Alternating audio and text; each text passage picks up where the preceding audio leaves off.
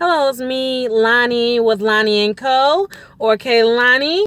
And this video today, like I said, I'm not doing the live video. Excuse me, I put my glasses. Actually, let me just toss them to the side. Uh, um, this video is about how to know when you're ready for a relationship. So I usually do the live videos, but I'm doing just posting videos on Facebook and YouTube like most other motivational speakers do, just because, sometimes we get bad reception with the streaming and everything as of late. So I've seen a lot of people drop their video and things like that. So I want to just load this video so you get the full message. And we're talking about, how do you know when you're ready for a relationship? So a lot of people talk about, who to look for, what to look for in a mate. Like, they have to have a job, or they have to do this or that or the whatever. But how do you know if you're ready to be in a relationship? Because if you're not ready to be in a relationship, it doesn't matter who you find. If they're beautiful, or they have, or beautiful inside out, it's not just the outside, but if they are, attractive to you, and they have a good job, car, or place to stay, or whatever, or, they don't smoke or drink, or whatever your criteria is, or whatever it may be. And you might want them to smoke and drink. You might want them to not have a place to stay because you want them to stay with you, or, whatever the case may be. Whatever your criteria, we always come up with a list, right?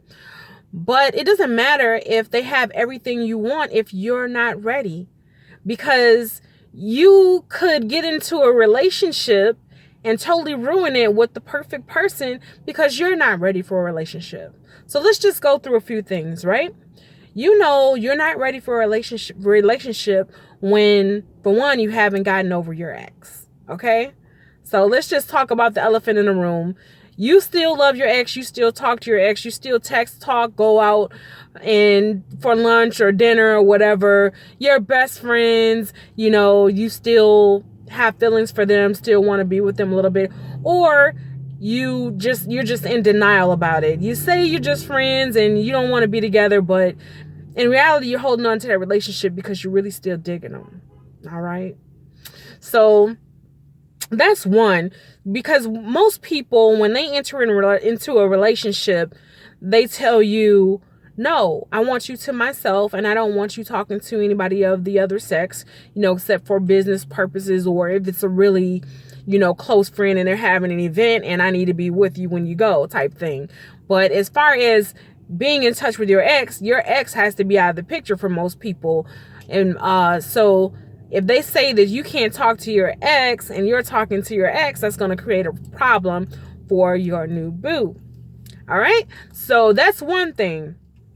Two, if you're not ready to share your time or space or anything like that, if you're not willing to give up some things, then you're not ready for a relationship. That's number two.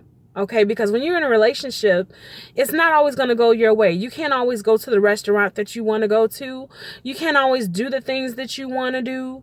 You may want to go eat all the time, and maybe your mate wants to go do something more active, or vice versa. So, maybe your mate wants to chill and relax at home, and you want to go out all the time. So you have to compromise, okay? You have to be able to compromise if you're going into a relationship. So number two is just being able to share and compromise and give up some space. Three is giving up time. Like, if you don't have time for a relationship, then you're not ready for a relationship, because it's going to require you to actually call them every day and see them on a regular basis if you want a healthy relationship, okay? Now, this different if you work a job where you're going to be gone through the week or something, but you need to work something out where you're video chatting, or, make sure that you spend the weekends together. Or if one person works a different shift, then you got to find times or some ways to keep in touch with each other, like passing notes or something when they leave, or doing something for them when they leave and things like that. And, your free time, you spend it together Except for, of course, when you have business or, things you want to do with your family and friends that they can't be a part of.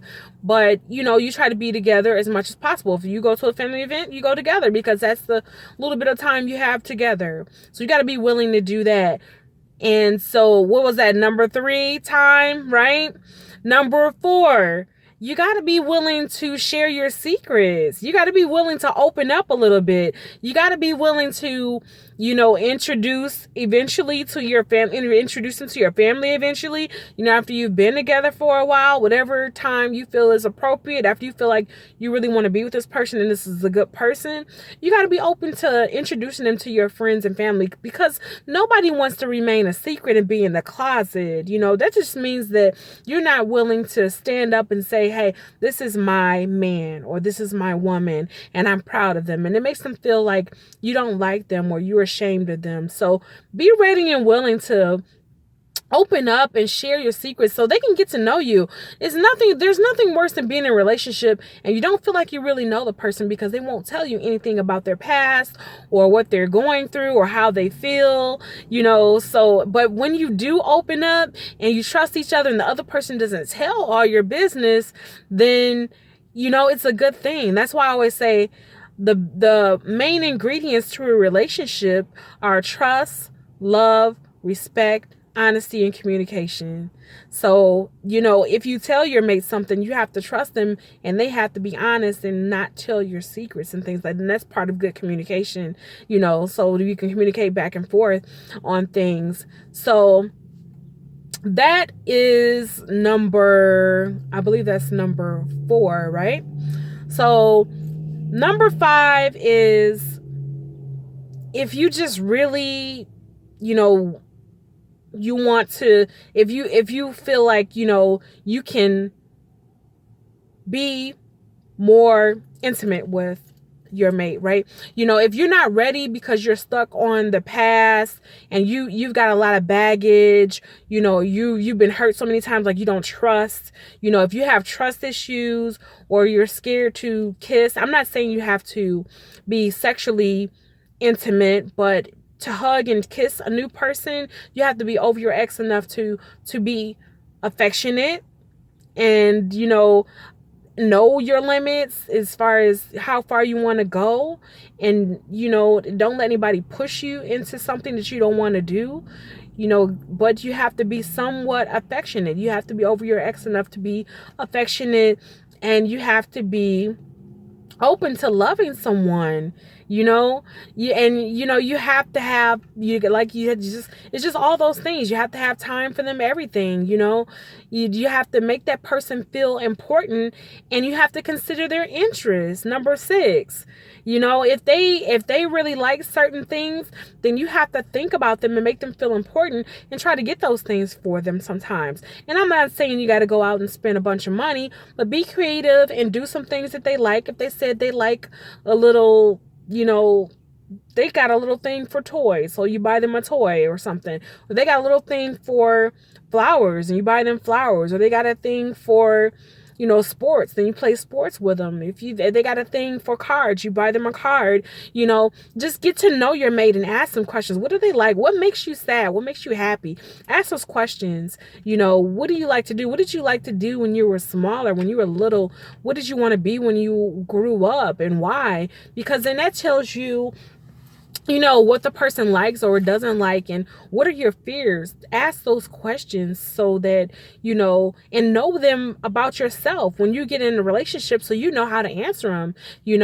What are my fears? What do I like? What makes me happy? Am I happy being single? Number 7, before I get into a relationship, can I sustain and be cool myself as a single person? Not saying that you have to just have it all together, because sometimes it's just about love. It's not having it together. And I used to say, oh, they got to have a house, they got to have, or they have, whoever I dated had to have a car, they had to have a place to stay, they had to have a job, making a certain amount of money, da da da da. But sometimes that goes out by the wayside. Like, I'm not saying they can't have, like, I couldn't date somebody that didn't have any of that. Like, they gotta have something, like maybe 1 or 2 things may be missing, but love trumps everything, you know. And if you fall in love with someone that just doesn't meet everything on your list but meets most of it, because you're only going to get 80% out of a relationship, and the other 20% you got to make up and be happy on your own. So you got to be sure that you can be happy and single on your own before you meet someone, right? That's part of making sure that you're ready to be in a relationship before you get in a relationship, so that you're not weighing so much on the other person. Now, if you're in a relationship and you know what, you kind of fall down, you lose some things aren't going right. Everybody falls on hard times, and that person has to be there for you the same way you would be there for them. Because if you're thinking about marriage, marriage is for richer or for poorer, for through sickness and in health, until death do you part. And you want to be able to say those vows before you get married. And if they can't do that for you and be there for you through those hard times when you're in a relationship just dating, they're definitely not going to do it when you're married. So then you need to understand and think about that red flag, if that person is the right one for you, and are you ready to be in a relationship. So that's it. That's my video. Not too long, and it's just something you can share. So send this to people. If it doesn't help you, maybe it'll help someone else. So like Trent Shelton says, and watch Trent Shelton too. Love Trent Shelton, Derek Jackson. To all my relationship coaches, I respect you. Ace Metaphor, and also Alex, Mindful 2.0. I love those guys. Great relationship coaches. And I said I wasn't going to talk about relationships, but it's just in me, and I did get some requests to do some relationship talking still. So this is my relationship talk. I will also do motivational videos, and my motivation for you today is get to know yourself and know if you want to be in a relationship, not if you're ready to be in a relationship. And be happy and sustain, and know that just because your family and friends think that you need to be married and have kids does not mean that you need to be in a relationship and have kids, because it doesn't matter what other people think. It matters what you think about yourself. All right. Love you. This is Lonnie & Co. Lonnie of Lonnie & Co. So catch me on Facebook and YouTube. Share, like, and subscribe to this video. Please leave a comment or like this video so I know that you watched it, and then I can comment on the next video and shout you out in my next video. I know Brenda's been sharing my video. Shout out to Brenda Moulton. Shout out to Johnny Buckley, Sean Davis that have been watching my videos. Rajed, all the people that have been watching my videos, Juan Johnson. Love you guys. You are amazing. And I got some new people that are watching the videos, so I'm going to write those names down and I'm going to put them in the next video. Going to be posting again on Saturday. I'm trying to do Mondays. Mondays are not working out because of work and everything, but I'll at least get Wednesday and Saturday in.